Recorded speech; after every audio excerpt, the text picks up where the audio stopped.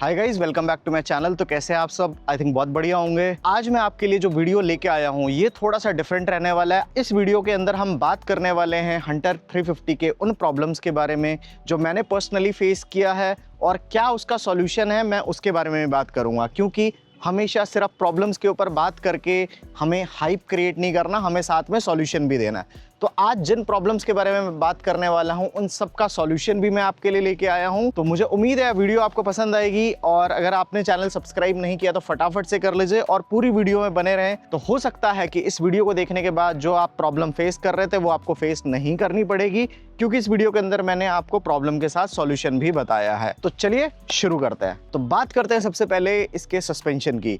तो आपको पता है हंटर 350 के अंदर जो सस्पेंशन है वो थोड़ा सा स्टिफर साइड है। देखो, ये कहीं ना कहीं एक पॉजिटिव पॉइंट भी है, बट ओवरऑल अगर मैं बात करूं तो थोड़ा सा एक नेगेटिव साइड की तरफ जाता है। तो पहले मैं आपको पॉजिटिव बता देता हूं, हाउ दिस इज पॉजिटिव। देखो, अगर आपका पीछे का सस्पेंशन थोड़ा सा स्टिफ है तो हायर स्पीड्स पे आपको बाइक काफ़ी स्टेबल फील होती है, बट ये कुछ ज़्यादा ही स्टिफ है। तो इसको ठीक करने के लिए हम क्या करेंगे, यहाँ पे अभी तो मैंने इंस्टॉल नहीं किया, बट आने वाले एक दो वीडियोस के अंदर आप देखेंगे कि सबसे पहले मैं इसका सस्पेंशन बदलने वाला हूँ।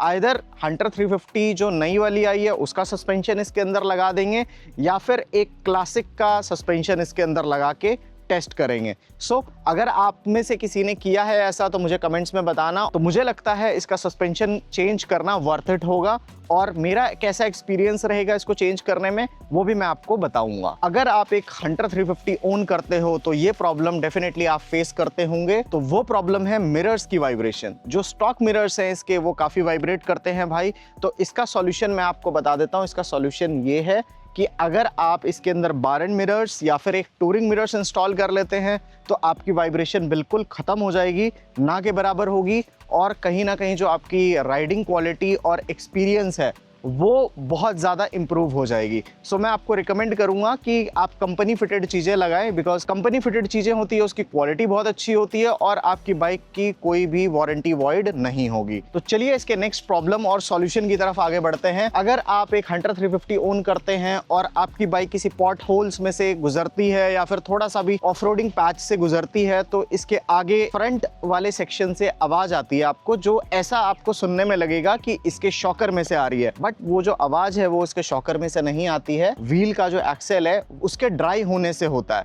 तो आपको मैं बता देता हूं। सो आपको करना क्या है, आपको ये व्हील का जो एक्सेल है ये आपको बाहर निकालना है और बाहर निकालने के बाद आप इसकी प्रॉपर तरीके से ग्रीसिंग कराइए और जो आवाज है वो बंद हो जाएगी। सो कैसा लगा आपको ये सॉल्यूशन मुझे कमेंट में जरूर बताना और अगर आप ये प्रॉब्लम फेस कर रहे हो तो कमेंट में जरूर लिखना और ये सॉल्यूशन भी ट्राई करना। आई होप आपको इस प्रॉब्लम से छुटकारा मिल जाएगा। तो चलिए अब इसके नेक्स्ट प्रॉब्लम और सॉल्यूशन की तरफ चलते हैं। वो है इसकी सीट। हंटर की जो स्टॉक सीट है वो आपको काफी स्टिफ फील होती होगी। अगर आप चाहते हो कि आपका एक जो एक्सपीरियंस है बाइक राइडिंग का वो इनहांस हो, वो और अच्छा हो, इंप्रूव हो, तो आप उसके लिए क्या कर सकते हो, आप इसका सीट चेंज कर सकते हो। मैंने भी यहाँ पे लगाया हुआ है, this is custom black seat और ये रॉयल एनफील्ड की एक ऑफिशियल जीएमए एक्सेसरी है। इसके अंदर एक और सीट आती है सिग्नेचर सीट, आप उसके लिए भी जा सकते हो। या फिर अगर आप चाहते हो कि यार मुझे इतने पैसे खर्च नहीं करने तो आप स्टॉक सीट को किसी भी सीट वाले के पास आप ले जाओ, उसके अंदर थोड़ा सा फोम ऐड कराओ और आपकी सीट जो है वो काफ़ी कंफर्टेबल हो जाएगी।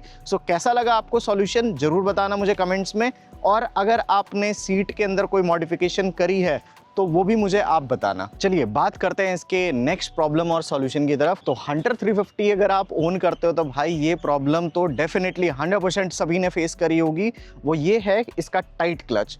थोड़े टाइम में क्या होता है कि इसका जो क्लच होता है वो काफ़ी टाइट हो जाता है और आपका जो राइडिंग का एक्सपीरियंस है वो ख़राब होता है। तो इसका सॉल्यूशन क्या है इसके ऊपर हम बात करते हैं। तो इसका सॉल्यूशन ये है कि आइदर आप क्लच केबल को क्लीन कर सकते हो। क्लच केबल को कैसे क्लीन करते हैं उसकी वीडियो मैं आपको डिस्क्रिप्शन में दे दूंगा। और दूसरा सॉल्यूशन ये है कि आप इसकी क्लच केबल रिप्लेस कर सकते हो। रॉयल एनफील्ड की जो क्लच केबल है वो 200 से 300 रुपए की आती है। सो आई विल सजेस्ट यू कि आप जब भी कभी ट्रिप पे जाओ या फिर हर सर्विस पे आप इसकी क्लच केबल को रिप्लेस कर लो। 200-300 रुपए ज्यादा कॉस्टिंग नहीं होती है, बट आपकी राइडिंग क्वालिटी को ये काफी अच्छा बना देगा। तो चलिए अब इसके नेक्स्ट प्रॉब्लम और सॉल्यूशन की तरफ चलते हैं। तो मुझे बहुत लोगों ने ये बोला है कि भाई हंटर 350 का जो चेन है उसमें बहुत जल्दी रस्टिंग आ जाता है। तो सबसे पहले हम ये समझते हैं कि आपकी रॉयल एनफील्ड जो है उसके अंदर चेन को मेंटेन कैसे करना चाहिए। आप एवरी 400 to 500 किलोमीटर्स पे प्रॉपर तरीके से आप इसको क्लीन करो, फिर आप इसको चेन ल्यूब करो। इससे क्या होगा कि आपके जो चेन सेट की लाइफ है वो बहुत ज़्यादा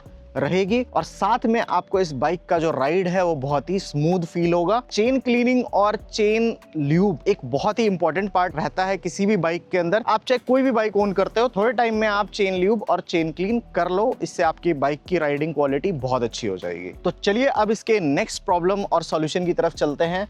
और नेक्स्ट प्रॉब्लम और सॉल्यूशन ये है कि जब आप हंटर पे बैठते हो, तो चलो मैं आपको पहले बैठ के दिखाता हूँ। जब आप हंटर पे बैठते हो तो अब देखो यार, मेरी हाइट तो बहुत ज़्यादा नहीं है, 5'3", 5'4" है, बट जिनकी हाइट थोड़ी सी ज़्यादा है मुझसे और वो हंटर 350 ओन करता है, तो उसको क्या होता है कि जो हैंडल बार की इसकी पोजीशन है वो थोड़ा सा एग्रेसिव साइड है। आप क्या कर सकते हो कि आप ना हैंडल राइजर इंस्टॉल करो इसमें और आपका जो हैंडलिंग का पोजीशन है वो यहाँ आ जाएगा। इससे क्या होगा, आपके शोल्डर्स पे पेन नहीं होगा। आप चाहो तो इसका हैंडल बार भी चेंज कर सकते हो। हैंडल बार का लिंक मैं आपको डिस्क्रिप्शन में दे दूंगा।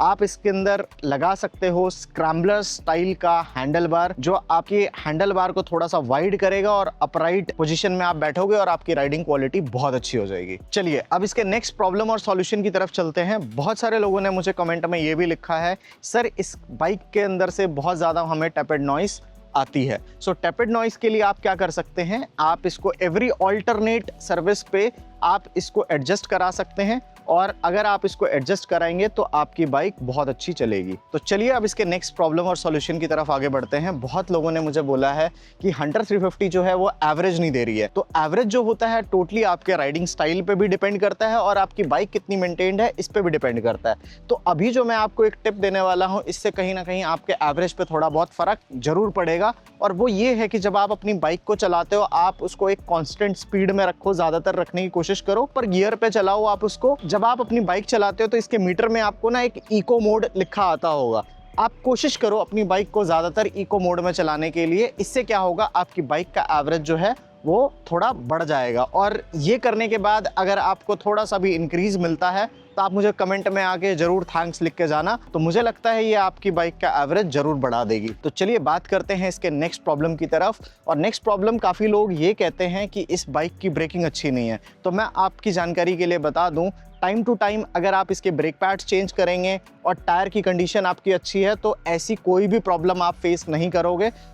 आपको क्या करना है, आपको brake pads time to time change कराना है। और अगर आपको लगता है कि आपकी बाइक का जो टायर है वो सही कंडीशन में नहीं है तो आप उसको भी चेंज कराइए, बिकॉज जो ब्रेक्स हैं, ब्रेक्स तभी प्रॉपर तरीके से काम करेंगे जब आपके टायर्स बहुत अच्छी कंडीशन में होंगे। तो कैसी लगी आपको वीडियो मुझे ज़रूर कमेंट्स में बताना। और चलिए इसी तरीके के और वीडियोस मैं आपके लिए लेके आता रहूँगा। तो मिलते हैं आपसे नेक्स्ट वीडियो में, तब तक के लिए गुड बाय।